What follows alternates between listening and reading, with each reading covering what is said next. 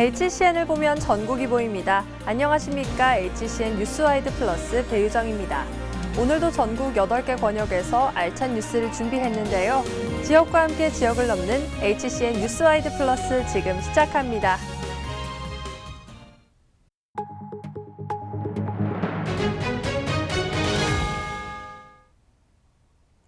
서울 신림동 성폭행 살인 사건의 피의자 최윤종은 범행 당시 손가락에 끼워 쓰는 너클을 사용했습니다.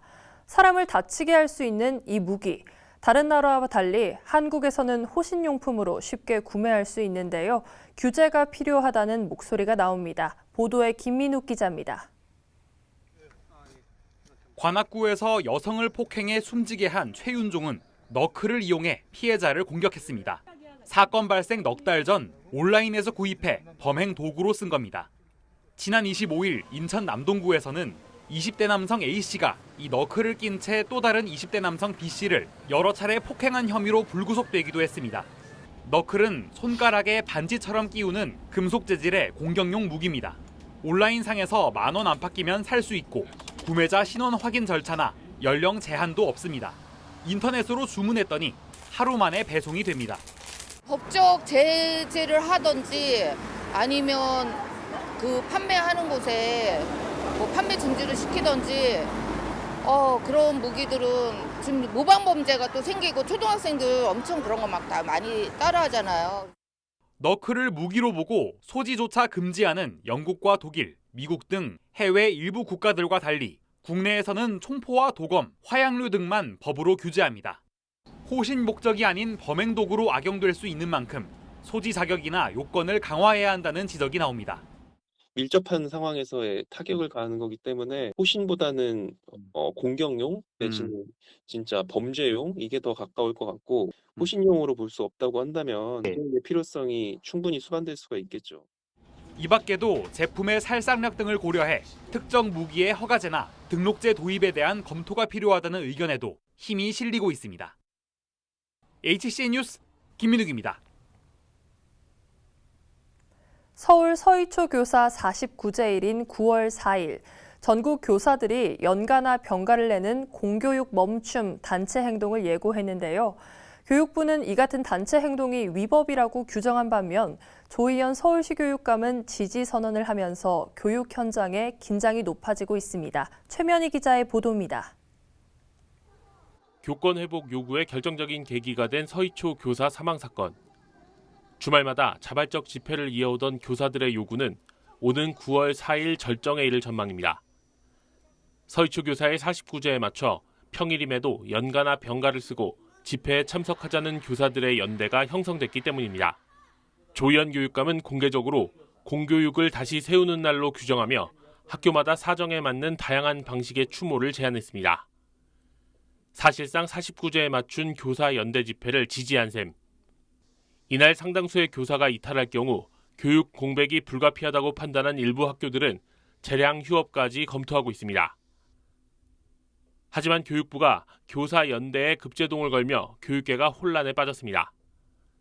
교육부는 자료를 통해 교사들의 집단 행동을 불법으로 규정하며 강경 대응 입장을 밝혔습니다. 학생들의 학습권을 침해하는 재량 휴업이나 교사들의 휴가 승인도 위법이라며 우회적 파업 시도를 중단하라고 맞서고 있습니다. 집회를 열기로 했던 주최 측은 일단 집회를 취소했지만 집회를 열겠다는 새로운 주최 측이 나타나며 집회 개최 여부도 상황이 급변하고 있습니다. 새로운 분이 주최하겠다라고 말씀이 하셔서 지금 팀이 꾸려져 있는 상태이고 그분들의 말씀으로는 오후 4시 반부터 여의도 쪽에서 집회를 연다라고. 또 교사 스스로 병가나 연가 등을 사용한 공교육 멈춤 시도 가능성도 여전히 높은 상황입니다. 약 8만여 명의 교사들이 9월 4일 공교육 정상화의 날에 동참을 예고한 가운데 재량 휴업일 지정 학교도 500곳이 넘는 상황. 정부의 강경 입장에 일부 교사단체는 이주호 교육부 장관을 고발하는 등 교육계 안의 갈등의 골이 더 깊어지고 있습니다. HCN 뉴스 최면입니다. 동해안에서 고래 불법 포획이 끊이지 않고 있습니다. 손쉽게 큰돈을 벌 수 있다는 유혹 때문에 어민들도 불법 행위에 가담하고 있는데요. 강화된 대책이 필요해 보입니다. 윤경보 기자의 보도입니다. 최근 포항해경에 검거된 고래 불법 포획 유통 일당은 모두 55명. 이 중에는 포획선 6척과 운반선 3척, 식당 3곳 등이 포함되어 있습니다. 포획선은 해상에서 고래를 잡은 뒤 DNA가 검출되지 않도록 세제를 이용해 선박을 세척하고 포획에 사용한 조립형 작살과 칼은 입항 전 해상에 투기하거나 특정 장소에 숨겨둔 것으로 드러났습니다. 해체된 고래를 넘겨받은 운반선이 해경 파출소가 없는 소형 항포구에 약속된 장소에 두면 운반책이 고래고기 전문 식당에 배달하는 구조. 단속을 피하기 위해 역할 분담에서부터 증거 인멸까지 조직적이고 치밀함이 엿보입니다. 불법 고래 포획 피해자들은 자신의 명의가 아닌 타인의 명의로 된 일명 대포폰을 사용하고 자금 추적을 피하기 위해 현금만을 사용하는 등 지능화된 수법을 사용하고 있으며 또한 포획, 운반, 유통, 판매 등 철저히 점조직화로 고래 포획 일당이 불법 행위를 이어가는 건 한 번에 큰 돈을 벌 수 있기 때문입니다. 이번에 적발된 일당이 포획한 밍크고래는 모두 17마리로 시가로 16억 원 상당에 이릅니다. 조업 부진으로 수입이 줄어든 영세어민들이 유혹에 넘어갈 만합니다. 해경은 이 같은 불법 포획의 고리를 끊기 위해서는 처벌을 보다 세밀화하고 수위도 한층 강화해야 한다고 주장합니다. 고래 포획선을 건조하는 데 드는 비용이 평균 5억 원에서 7억 원에 이르는데 선박을 몰수하면 위험 부담을 안으면서까지 불법 행위를 하지 않을 거라는 판단에서입니다. 법에서 허용하는 최대한으로 처벌할 수 있는 수위를 올려야 되지 않겠는가 그렇게 생각되고 또 뒤에 따라서 선박 몰수도 해서 몰수에 그치지 않고 폐선으로 이어진다면은 신선도에 따라 1억 원도 넘겨 바다의 로또라고 불리는 밍크고래. 조직적이고 지능화하는 불법 행위를 끊어낼 수 있는 강화된 대책이 요구됩니다. HCN 뉴스 윤경보입니다. 여름철 밤잠을 설치게 하는 모기나 벌레를 잡기 위해 집에 가정용 살충제 하나씩 갖고 계실 텐데요. 정부가 내년부터 안정성과 효과가 검증되지 않은 물질이 든 제품을 시장에서 퇴출하기로 했습니다. 그러나 현장에선 이를 제대로 모르는 경우가 많아 혼란이 우려됩니다. 박종혁 기자입니다. 모기나 개미, 바퀴벌레를 잡기 위한 살충제. 가정집의 필수품으로 자리 잡은 지 오래입니다. 분사 방식이나 제조 회사에 따라 종류도 천차만별. 특히 아이가 있는 집에선 선택에 신중을 기할 수밖에 없습니다. 예, 잘 안 보여. 모기 잡는 걸로 이렇게 해요, 그냥. 아, 건강에 위험할까 봐. 예. 실제 대부분의 살충제엔 유해 생물을 제거하는 물질, 즉 살생물 물질이 포함되어 있습니다. 그러나 내년부터 안전성과 효과가 검증되지 않은 물질이 포함된 제품은 시장에서 퇴출됩니다. 환경부가 가습기 살균제 파동 이후 살균제 등 생활화학 제품에 대한 사전 승인제를 도입했기 때문입니다. 이에 관련 제품을 생산하던 업체들은 비상이 걸렸습니다. 환경부의 어떤 조건 같은 걸 충족을 해야 되는데 그런 거 못하면은 아무래도 승인을 못 받게 될 거니까 그런 부분이 좀 기업들이 준비를 하고 있지만 좀 우려되는. 지난해 말 환경부가 승인한 살생물 물질은 총 48종. 미승인 살생물 물질이 포함된 제품은 내년 1월 1일부터 유통과 전시, 판매가 모두 금지됩니다. 취재진이 시중에 판매 중인 살충제를 확인해 보니 스프레이류에 포함된 프라틀린 성분과 모기향의 알레트린, 쥐약의 플루쿠마펜 등 미승인 살생물 물질이 포함된 제품이 대부분이었습니다. 미약품 같은 경우는 카피를 할 수 있잖아요. 네. 지금 살충제 같은 경우에는 그런 카피를 아예 못하게 돼 있어요. 저희가 봤을 때 내년에 그 쥐약 시장이 거의 한두 업체가 독식을 하게 돼. 그러나 살충제를 구매하는 시민도 판매하는 매장도 이를 명확히 알지 못하는 상황. 여기에 미승인 물질이 든 제품은 회수 폐기 조치가 원칙이지만 구체적인 정부 가이드라인이 없어 이미 방역용품으로 살충제를 구매한 보건소나 방역업체 혼선도 우려됩니다. HCN 뉴스 박종혁입니다. 오랜 기간 비어있는 어린이집도 그대로 둬야 하고 쓰임이 없는 놀이터나 체육시설을 주차장으로 바꾸고 싶어도 할 수가 없습니다. 지어진 지 20년 이상 된 구축 아파트에서 공통적으로 겪고 있는 현상인데요. 법이 현실을 따라가지 못해 주민 불편이 이어지고 있습니다. 이동욱 기자의 보도입니다. 대구 북구의 한 아파트 단지 관리동 어린이집입니다. 아이들 소리가 가득해야 할 곳이지만 운영자를 구하지 못해 방치된 채 먼지만 쌓여가고 있습니다. 아파트에서 리모델링 비용까지 부담하겠다는 조건을 걸었지만 여전히 주인을 찾지 못하고 있습니다. 그렇다고 쓰임을 달리할 수도 없습니다. 타 용도로 사용하려고 해도 2분의 1만 사용할 수 있는 3분의 2의 입주민의 동의를 받아서 할 수 있는 그런 입장입니다.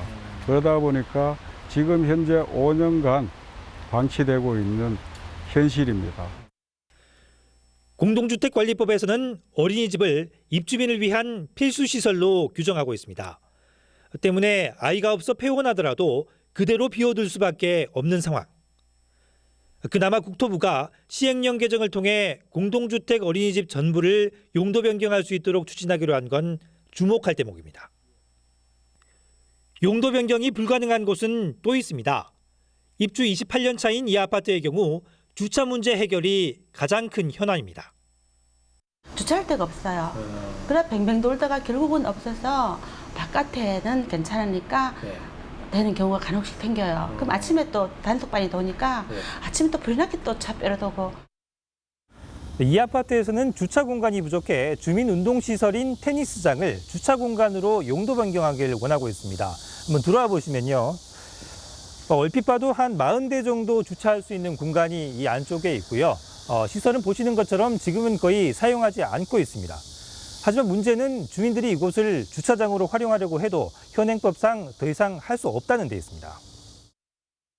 아파트에도 기존 주차장보다도 훨씬 더 필요하기 때문에 이 아까운 테니스장이지만은 폐쇄해서라도 이것을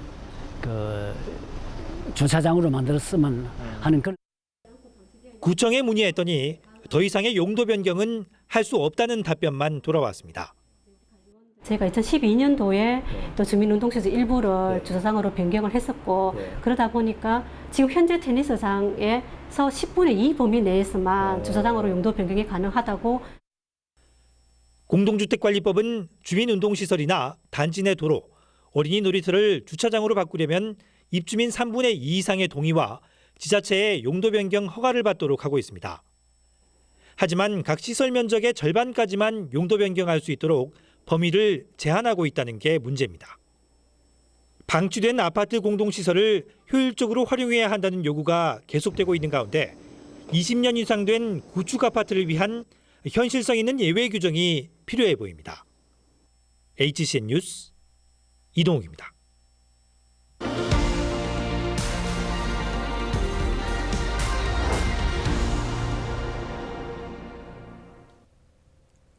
한 주간 뜨거웠던 이슈를 키워드로 풀어보는 코너죠. 검색 차트 핫5 시작합니다. 먼저 오늘의 첫 번째 키워드입니다. 10월 2일 임시공휴일 지정, 6일 연휴 생긴답니다. 추석 연휴와 개천절 사이인 10월 2일이 임시공휴일로 지정됐는데요. 올해 추석 연휴 기간이 6일까지 이어질 전망입니다.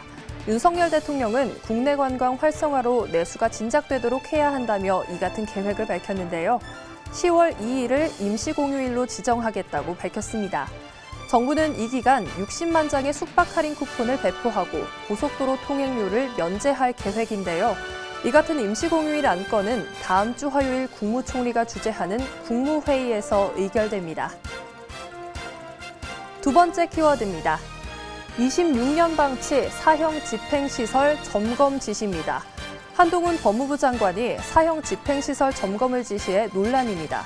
우리나라는 26년째 사형 집행을 하지 않고 있는데 최근 무차별 범죄가 끊이질 않는 터라 그 배경에 관심이 쏠리고 있습니다. 이 때문에 이번 점검 지시가 실제 사형 집행 가능성을 염두에 두는 게 아니냐는 해석도 나왔는데요. 이에 대해 한 장관은 사회적 논의가 좀 더 필요하다고 설명했습니다. 한편 현행법상 사형 집행은 법무부 장관 명령이 떨어지면 닷새 안에 이뤄집니다. 이어서 세 번째 키워드입니다. 1조 3천억대 불법 도박 사이트 총책, 국내 송환입니다. 해외에서 불법 도박 사이트를 운영해온 조직의 총책이 국내로 압송됐습니다. 경찰은 필리핀에서 불법 도박 사이트를 운영하던 총책 44살 A씨를 국내로 압송했는데요. A씨가 부당이득을 챙긴 금액은 1조 3천억 원에 이릅니다. 이번 압송은 경찰이 필리핀 현지에서 그를 체포한 지 2년 만에 이뤄졌습니다. 현지 사정을 잘 아는 A씨가 형사사건의 재판이 끝나야 추방이 가능한 점을 악용했습니다. 이 때문에 허위 사건 신고를 계속했다고 하는데요. 그러나 우리 외교부와 경찰이 공조 대응하면서 필리핀 법무부로부터 추방 결정을 이끌어냈다고 합니다. 네, 다음 키워드 살펴보겠습니다. 코인 거래 김남국 제명안 부결입니다. 거액의 코인을 보유하면서 국회 상임위 도중 거래까지 한 것으로 드러난 김남국 의원에 대한 제명안이 부결됐습니다. 국회 윤리특별위원회는 김 의원 제명안에 대해 표결한 결과 3대3의 동수가 나와 부결 처리했습니다. 이는 민주당 소속 위원들이 반대했기 때문인데요. 국회 윤리심사자문위원회의 제명 권고에도 부결된 건 김 의원의 차기 총선, 불출마 선언이 영향을 준 것으로 보이지만 제19 감싸기라는 비판은 피하기 어려운 분위기입니다. 오늘의 마지막 키워드입니다.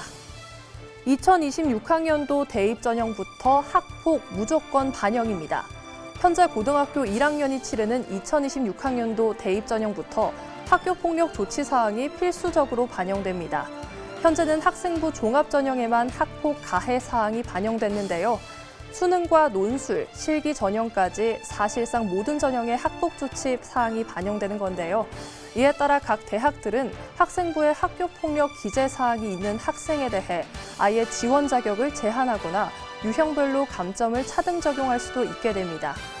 하지만 학폭 기록을 대입에 폭넓게 적용하면 학교 현장에서 소송이 남발될 것이라는 우려도 나오고 있는 실정입니다. 지금까지 한 주간 주요 이슈를 살펴봤는데요. 다음은 서울 스튜디오에서 부동산 이슈를 짚어보는 박상학 기자의 뒷동산 전해드립니다.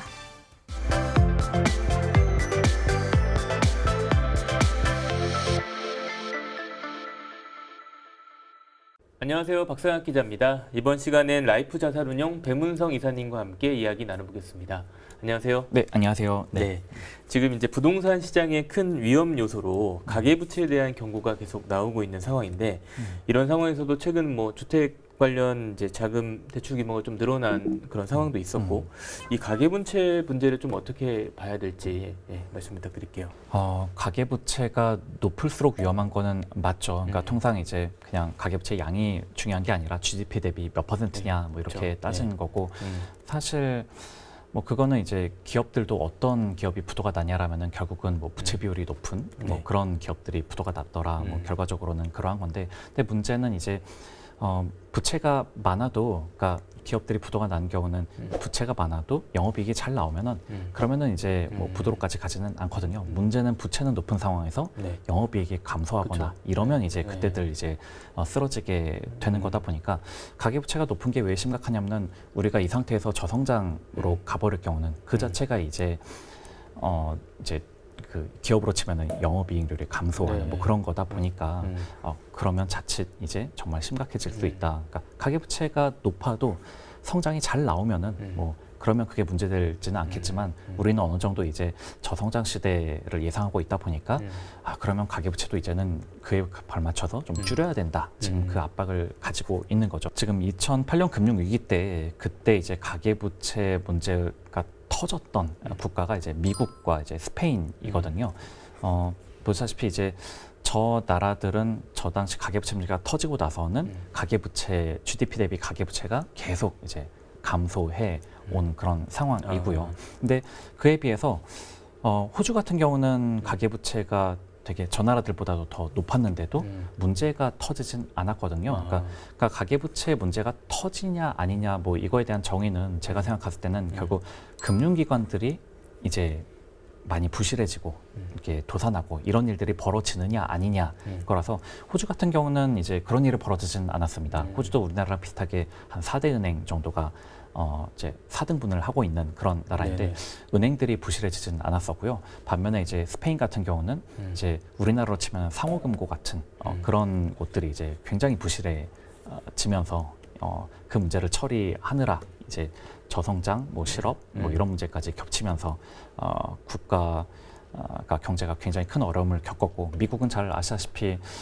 은행들이 망했다라기보다는 이제 가계부채와 관련된 어떤 파생 금융 상품, 이 대출 상품들이 너무 많았고 이게 이제 다 부실화되다 보니까 이제 이 문제가 터졌던 거거든요. 우리나라는 당시에는 이제 GDP 대비 가계부채가 한 70% 수준, 그러니까 지금보다는 많이 낮은 좀 더 편한 수준이었으니까 그만큼 저 위기를 좀 비껴갔다고 볼 수 있겠고, 근데 지금은 어느덧 우리가 70%대에서 이제 100% 수준으로 올라왔다 보니까 미국이나 스페인 같은 일을 겪으면 안 될 텐데 라는 이제 선례를 한번 봤으니까요. 그러다 보니까 지금 정부도 하는 또 노력하는 게 금융기관이 뭔가 망하는 그로 인해서 쇼크가 오는 거는 좀 막아야 한다라는 그런 식으로 지금 대응을 하고 있는 것 같습니다. 이제 정부가 이제 올 상반기에 부동산 경착륙을 막기 위해서 이런저런 대책을 내놓은 게 사실은 좀 크게 보면 유동성 지원 정책이거든요. 이제 뭐 역전세 부분도 지금 유동성 지원 정책이라고 할 수 있겠고요. 그러다 보니까 이게 금리도 하필이면 이게 시장 금리도 아까 말씀드린 것처럼 좀 낮아진 와중에 이런 지원 정책까지 겹쳐지니까 가계부채가 다시 늘어나 버리는 지금 부작용은 일단은 생겼고, 근데 이 부분은 부동산 경착륙이라는 커다란 난제를 해소한 과정에서 나온 뭐 부작용 정도로 이해가 되고 있고요. 그렇다면은 이게 결국 어느 정도 지금 금융 불안이라는 게 안정이 되고 나면은 그때부터는 다시 이제 가계부채를 줄이는 방향으로 일종의 수요 억제책으로 다시 돌아갈 수도 있지 않나, 좀 일단 그렇게도 한번 예상을 해 봅니다. 이게 가령 과거 이제 2009년 이후 2009년부터 2013년이 이제 서울 수도권 집값이 하락했던 기간인데 그때 보면은 정부가 되게 수요 억제책, 그러니까 최소한 서울과 수도권 부동산에 대해서는 수요 억제책을 계속 썼었고 금리도 생각보다는 높은 금리를 좀 유지하다 보니까 가계부채 상승률도 좀 둔화되고 집값도 안정화되는 뭐 집값이 안정화됐다, 그러니까 좀 하락을 좀 했었죠. 예. 그런 양상으로 갔었는데 그렇게 할 수 있던 배경에는 그 당시에 이제 중국 덕분에 우리나라가 수출이 되게 잘 돼서 수출 경제가 잘 받쳐주니까 내수에서 지금 이 정도 어떤 부동산 경기 둔화는 감내할 수 있다라고 판단하고 그런 수요 억제책으로 갈 수 있었던 거죠. 그런데 우리도 만약에 지금이야 좀 이렇게 무역 적자도 좀 나고 해서 지금 대내외적으로 안 좋은 상황이기는 하지만 이렇게 지금 2차 전지나 반도체 이런 섹터에서 보이듯이 이제 대중국이 아니라 대미국 뭐 혹은 다른 선진국 상대로 이렇게 좀 수출 경기가 좋아진다라면은 그러면 이제 다시 이제 부동산 수요를 억제하는 그런 정책들을 쓸 수도 있겠다. 그러니까 한 10여 년 전 우리가 목도했었던 그 상황으로 갈 수도 있다. 뭐 그 가능성을 배제하지 않고 있습니다. 네, 오늘 말씀 여기까지 듣겠습니다.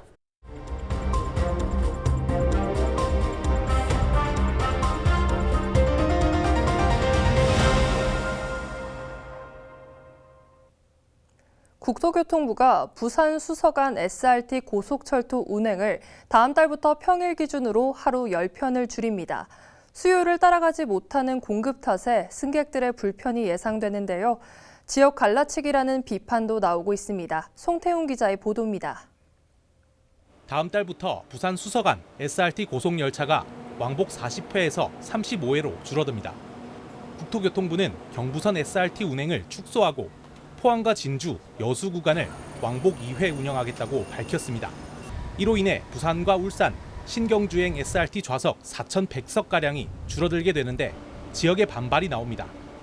이미 지난해 하반기 해당 노선의 좌석 점유율은 하루 평균 135%로 포화 상태여서 공급이 줄면 시민들의 불편은 더 커질 수 있다는 겁니다. 무엇보다 경부선 노선 축소로 타 지역 노선을 확대하는 것은 지역 갈등을 유발할 수 있다고 지적했습니다. 아랫도를 빼서 윗도를 겨는 임시방편의 졸속 행정이다. 제로섬 게임을 통해서 지역 간 갈등을 조장하는 국민 분열 정책이다. 이렇게 봅니다. 또 국토부가 내놓은 KTX 왕복 3회 증편이나 좌석 할당 조정 등도 현실성에 맞지 않다는 주장입니다. 서울행 KTX로는 수서행 수요를 반영할 수 없다며 부산 수서간 우정차 KTX를 대안으로 내놓을 것을 촉구했습니다.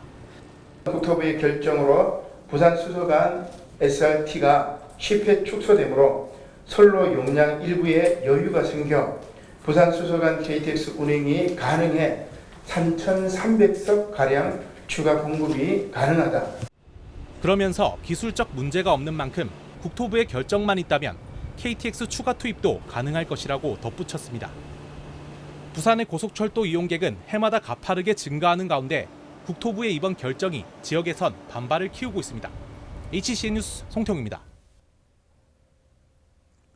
2023 청주공예 비엔날레가 31일 개막식을 시작으로 45일 동안의 대장정에 돌입했습니다. 사물의 지도 공예, 세상을 잊고 만들고 사랑하라를 주제로 역대급 규모의 전시와 워크숍, 체험, 공연 등을 선보이는데요. 보도에 남궁경진 기자입니다. 발굴된 유물과 같이 땅속에 묻힌 금속의 질감을 표현한 아디 토크의 작품부터 도자넝쿨과 풀꽃으로 꾸며진 다카하시 하루키의 작품까지 천연재료와 장인의 오랜 기술이 결합한 순수한 형태의 작품들은 기후위기와 팬데믹 이후 확산된 생명애를 기반으로 한 새 공예 정신을 제시합니다. 아름다운 살만큼 중요한 아름다운 죽음을 담은 작품들을 통해 인간, 자연, 사물을 연결하는 문화적 유전자와 맥락을 이해할 수 있습니다. 30kg이 넘는 은을 두드려 만든 작품과 3D 도자를 비롯해 직지라는 청주의 공예적 DNA를 표현한 작품들은 손, 도구, 기계, 디지털의 하이브리드 제작 방식과 기술을 보여줍니다. 버려진 구리 조각과 플라스틱 로프 등을 활용한 작품은 공예가들의 생태적 올바른 실천과 비엔날레의 진심을 엿볼 수 있고 희망을 안내하는 사물의 지도를 펼칠 수 있게 합니다. 인간과 자연 그리고 사물의 관계항을 통해서 이 시대 전 세계 공예인들이 어떤 재료를 어떤 기술을 가지고 만들고 또 그 지구위기의 시대에 공예가들의 어떤 그 사회적 윤리적 실천이 어떻게 가능한지를 보여주고자 합니다. 이번 비엔날레는 세계 57개국 251개 작가팀의 작품 3,000여 점이 선보이는데 이는 역대 최대 규모입니다. 특히 국내 작가 작품 100%를 포함해 본 전시 참여 작품 중 80%가 신작으로 공예 비엔날레의 위상을 보여줬습니다. 이 13만 평 전역을 공예 비엔날레로 활용한 적은 사실은 비엔날레 역사상 처음이고요. 그다음에 작가의 수, 또 작가가 출품한 작품의 수도 역대 최고고요. 뿐만 아니라 공예의 시대를 담는 어떤 그 수준 높은 그 작품의 질적 가치도 어떤 역대급이라 그럴까요? 이 밖에 54개국 886팀이 참여한 청주 국제공예 공모전과 스페인이 주빈국인 초대 국가전, 워크숍, 토크 콘서트 등으로 남녀노소 누구나 즐길 수 있습니다. 9월 1일부터 일반 관람객을 맞는 2023 청주 공예 비엔날레는 10월 15일까지 문화재주창과 청주시 일원에서 열립니다. HCN 뉴스 남궁형진입니다. 이상으로 HCN 뉴스와이드 플러스 마칩니다. 시청해주신 여러분 고맙습니다.